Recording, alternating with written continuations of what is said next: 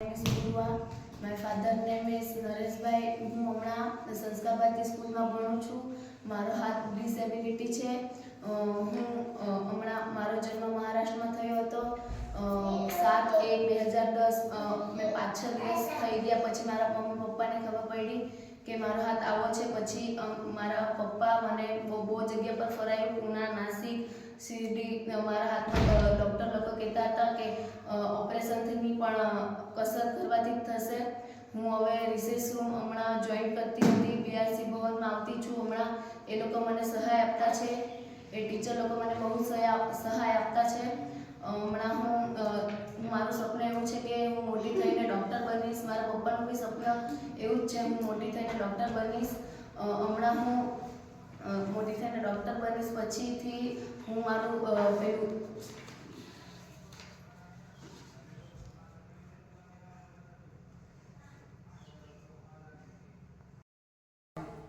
તારીખ 3/11/2024 મંગળવારના રોજ હું સેન્ટ પીએચ વિદ્યાલય નવસારીમાં અભ્યાસ કરું.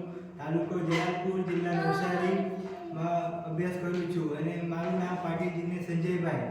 હું ધોરણ 12 કોમર્સમાં અભ્યાસ કરું છું અને મારું સ્વપ્ન એ છે કે મારો મનપસંદ વિષય એકાઉન્ટ હોવાથી મેં તેમાં આગળ વધી એવી ડિગ્રી પ્રાપ્ત કરવા માગું છું અને તેના કારણે મારા સમાજમાં અને મારા માતા પિતાનું નામ રોશન કરવા માગું છું. અને હું જન્મથી ડિસેબિલિટી હોવાથી પણ મેં હાર નથી માનતો અને અહીંયા જલાલપુર ખાતે બીઆરસી ભવનમાં હું મેડમ અને શિક્ષકોની સલાહ સૂચનના આધારે મેં તેમાં આગળ વધી અને મારું સપનું પૂરું કરવા માગું છું.